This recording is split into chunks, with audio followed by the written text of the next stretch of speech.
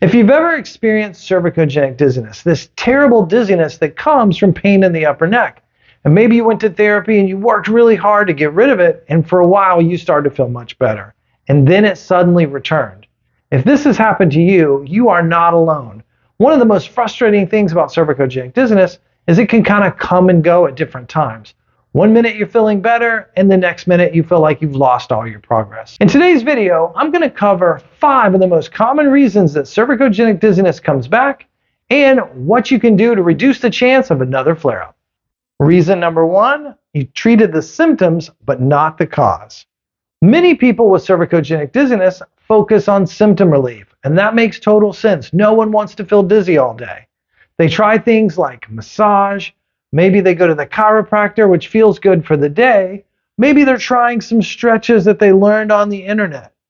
You could take medications, put a hot pack on it, and even though some of these things may feel good for the day, the problem with cervicogenic dizziness is that there's an underlying weakness and sometimes a mobility problem with the joints of the neck. And on top of that, you have problems with your proprioception, a sense of knowing where your head's at in space. With these complex problems, simply getting a massage or a hot pack or maybe doing some stretches isn't quite specific enough to get the symptoms to go away for good. So focusing on the symptoms and not on the cause could be a main reason why they keep coming back. Reason number 2, you never rebuilt neck stability. This is one of the biggest reasons that I see symptoms return in my patients. They started therapy, they worked hard on their mobility, a lot of stretching, a lot of techniques to help their range of motion, but they didn't put in the time to work on their neck stability. The most common cause of cervicogenic dizziness is a lack of strength, control, and stability of the neck. There's deep muscles deep inside the neck. Their whole job is to keep your joints stable so that they don't tip into a pinch. Once they're pinched and they become sore, soreness in the upper neck can easily kick off headaches and dizziness. I frequently will refer to the neck when I'm talking to my patients as like a camera tripod. If you want a stable image with your camera, you need a stable tripod. So if the tripod's not stable, you're not going to do well with your photography. And that's the same with the neck. The neck needs strength, it needs stability, and that's going to help improve proprioception, knowing where your head's at in space. These are the important factors that keep cervicogenic dizziness from coming back. If you feel like you have cervicogenic dizziness, I'm going to put up a video over my shoulder of some of my best neck stability exercises that you can get into. Now let's get into our 3rd reason. Reason number 3, you stopped exercising too soon. This reason is completely understandable. Once you start to feel better, you start to have less neck pain, you start to have less headaches, your disorientation becomes better, you naturally want to get back to normal life, so it's very normal to stop doing the exercises a little too soon. But sometimes having a little bit of symptom relief doesn't necessarily mean that the neck is completely rehabbed. Think of it like an ankle sprain. Swelling goes down, coloration starts to get better, but that doesn't necessarily mean that we can go back to playing basketball full time. What we need to do oftentimes is stay with the exercises a little bit longer, build up the strength, build up the endurance, improve that proprioception, that sense of where your head's at in space. By sticking with the exercises after your symptoms go away, this is a great way that you can make sure that the dizziness doesn't come flooding right back.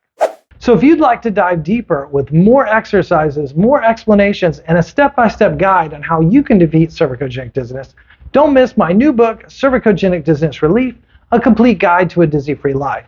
And for the first time, what we're going to do for the month of June is if you get the book today, we're going to give you a free ebook, $20 value. I'm going to email it to you right after you do the purchase so that you can start doing the exercises right away. All right, let's get back to the video. Reason number 4, you went back to the same posture habits. Let's be honest. Most of us spend a lot of time looking down at our mobile phones, working on laptops, driving, and sitting at desks. Even if your therapy was successful, if we return to those same bad postural habits, it could easily start to bring stress and strain right back to our necks. And now the dizziness returns. Now, posture itself is not the enemy. It's spending hour after hour in these awkward positions that really becomes the problem. If we think about our finger, for example, if we bend it back awkwardly and we leave it for 10 seconds, that starts to become uncomfortable. If we leave it for 10 minutes, that starts to become painful. And if we leave it for 10 hours, that starts to become a problem. So when we think of the upper neck, the area that can cause headaches, dizziness, and nausea, if I allow my chin to protrude forward and my head to go back, and I don't check my position, and I leave it there for a prolonged period of time, it's going to tighten the muscles at the suboccipital area, the area at the base of the head. It's going to compress and irritate the joints, and that could easily drive the headaches and dizziness right back. So I'm going to teach you a posture correction exercise that I teach my patients every day in clinic so that you can start getting some relief right now. Okay, for the posture correction exercise that I teach all my patients, I've recruited a special guest, my daughter, Liliana. Hi guys, today I'm going to be helping my dad do an exercise. She's a natural, isn't she? All right, so what we're going to do, I'm going to show you starting from a bad position and getting into a much better position. I'm going to have you maybe turn sideways, Lily, if that's okay. We're going to move your hair over a bit, and now we're going to start with kind of a slumped bad posture. Now, what we're going to do is I want you to grow tall from a slumped posture. There we go. The first thing that I'm interested in is correcting that lumbar or lower back curve. She should have a little curve there. Second, what we're going to do is we're going to look at her neck position. Her chin should be level. If her chin is too far up, let's put your chin a little up. That's exaggerated, but that's definitely the position that will lead to some tightness. So we're going to bring your chin back down to level. That's perfect.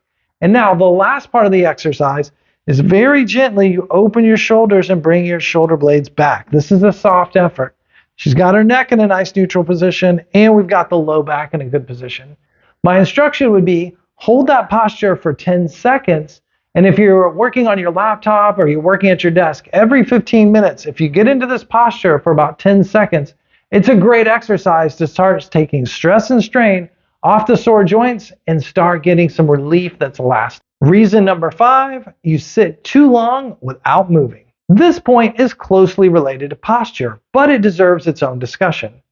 Even if you're sitting with the perfect posture and you've got everything right, but you're doing it for hours and hours at a time, this becomes tough on the neck. It can fatigue the neck and lead to increased symptoms.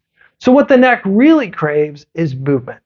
At least every 30 minutes to an hour, if you can get out of your desk, out of your chair, off your couch, and just walk around for 2 or 3 minutes in that nice tall posture, that's a great exercise to stimulate the good muscles and begin to loosen up the tight muscles. Another exercise that I show my patients in clinic is that if you are sitting at your desk every hour, maybe you try a little mobility exercise. You rotate to the left as far as you can comfortably without pain or dizziness. Maybe you try that 5 or 10 times, and then you try it to the right as far as you can comfortably and try that 5 or 10 times. Another thing you can do is practice gently going up a few inches and back to neutral, up a few inches and back to neutral. If you can pull those off without making your symptoms worse, it's a great exercise to improve your neck mobility, get rid of some of that stiffness because you've been sitting for a while, and stimulate the good muscles to work. Give it a try, work it into your routine, and see what you think. Now we're going to get into a bonus tip to stop the reoccurrence of cervicogenic dizziness. Let's get into that right now. Bonus reason, you're doing the wrong exercises. I see this one all the time. Someone starts to have neck pain, dizziness, headaches. They go to the internet, search up some of the exercises to do, and the exercises are all over the place. Sometimes you're going to find tons of exercises on stretching your neck, different angles to stretch your neck. And even if the stretching did give some relief, that relief is only going to be temporary and your symptoms are going to come back. Another problem I see are non-specific exercises. You're pressing really hard. It's really exercising more of the large muscle groups of the neck, but it's not specific enough to get to the deep muscles. A third option that I noticed that could be bad is exercises that are too quick or too vigorous. These exercises where you rapidly go back and forth with your eyes looking straight ahead or up and down really quick. When your neck's not ready for that, this could easily make you sick, could make you throw up, or it could give you a bad headache.